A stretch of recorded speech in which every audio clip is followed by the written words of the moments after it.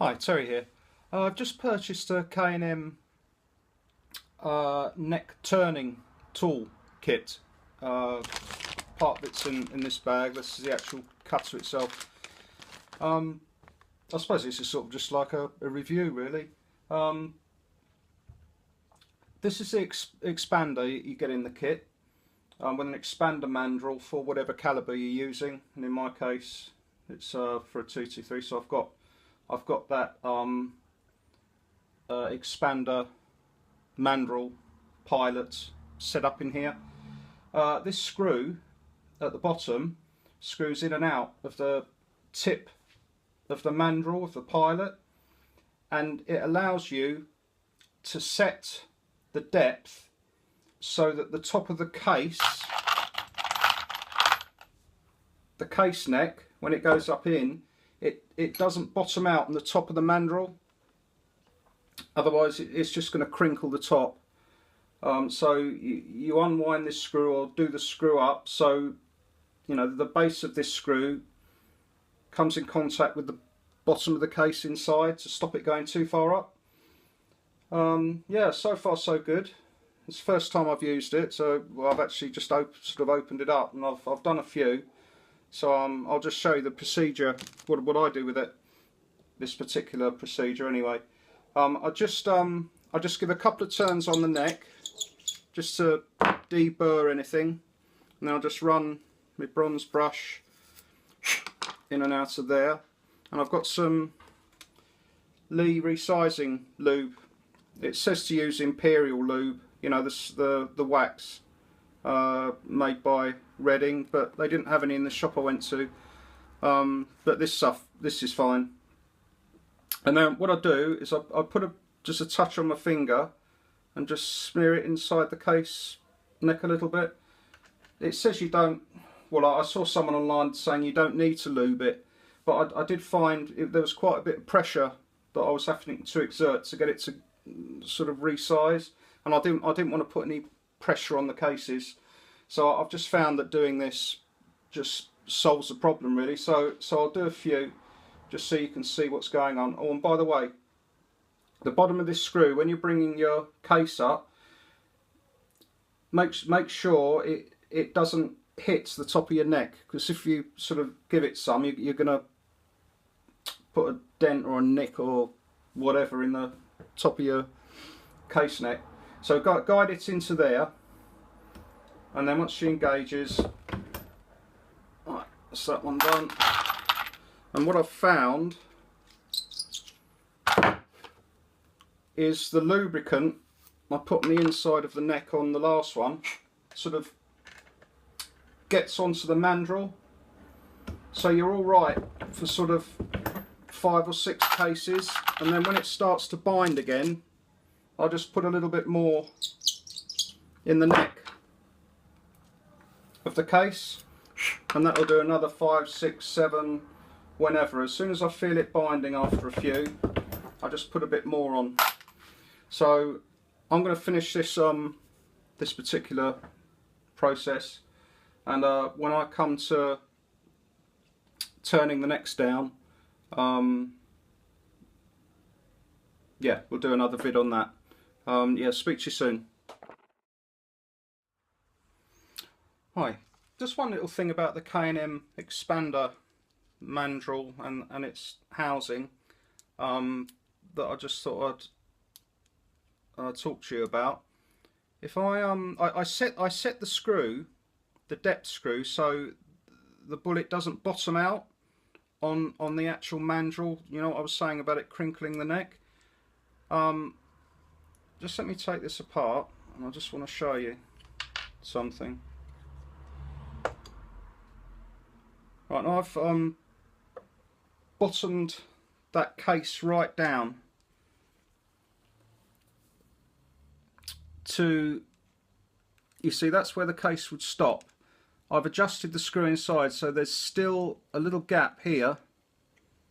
Don't know if you can see that little gap here between the top of the case neck and the stop there. Now, so that's good, and I've done a shed load of them, and I just checked that. So and I'll show you why I checked it. So I've just got to put this back on because it's on there tightly, and it'll be a bit awkward to take off otherwise. Right, let's get this off. Okay. Right, so that's nicely resized.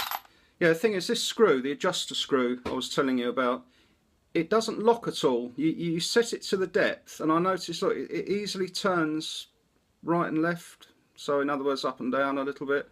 And it was just concerning me that after a while of this sort of hitting the case, the inside of the bottom of the case, that it might sort of move a little bit.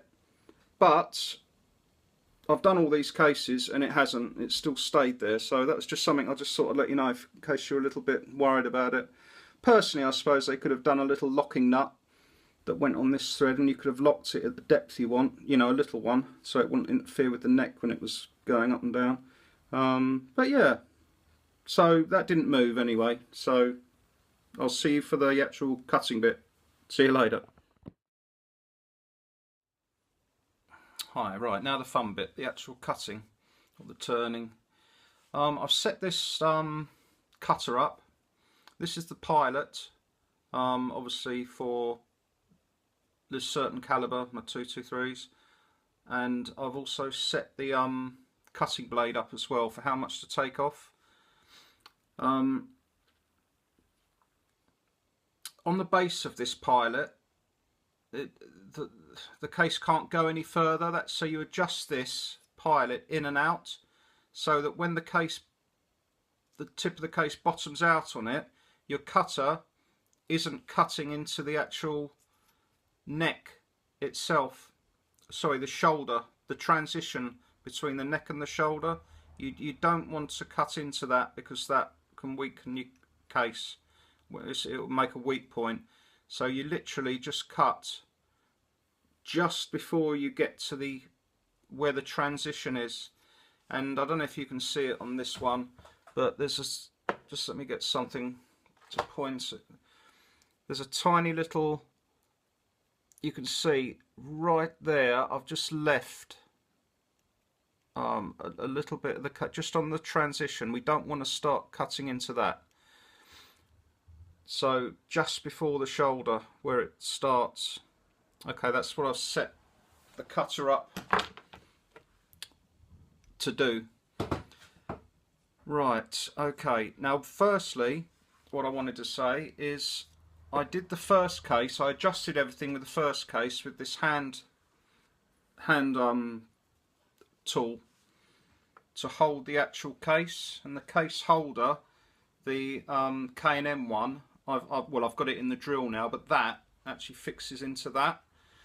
So I've just to fine tune it, the first one I did by hand with this, which was fine, but a little bit slow.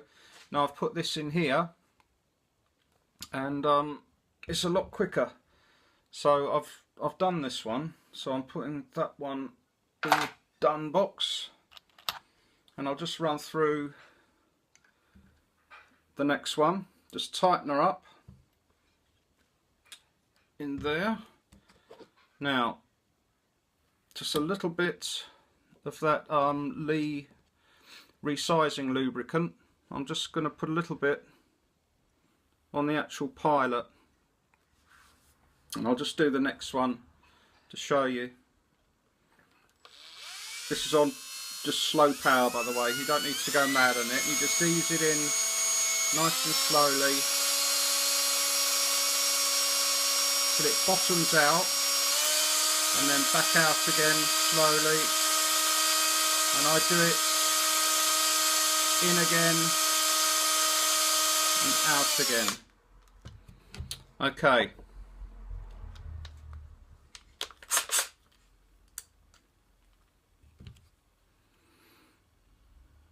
Yeah, don't know if you can see it, but it's just like glass, that is.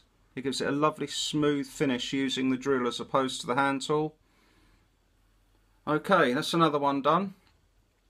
And I'll get on with the rest of them. And I might add a little bit on at the end if I think of something. So this stage is all sorted. So speak to you soon. Bye. Oh yeah, Terry. I'm just going to finish this last one off, and then I wanted to show you something. So hang on a minute.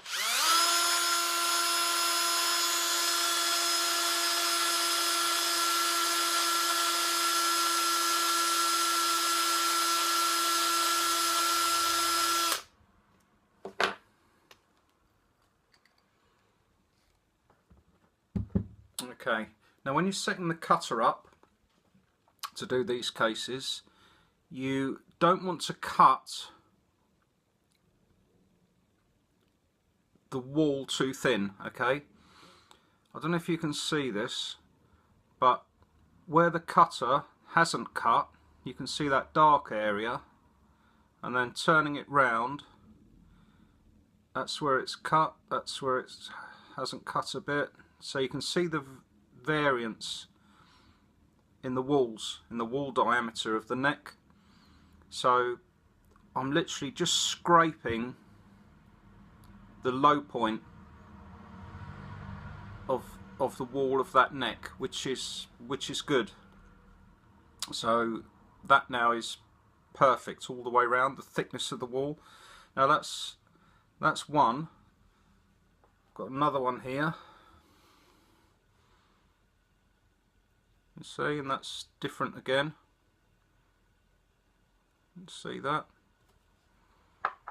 I've just pulled a few examples out. There's that one. See? And some of them, you got no low points. It's cut all the way around. So all of these cases now are all exactly the same thickness, which is really good for bullet tension, the tension that the neck gives onto the bullet when you seat the bullet.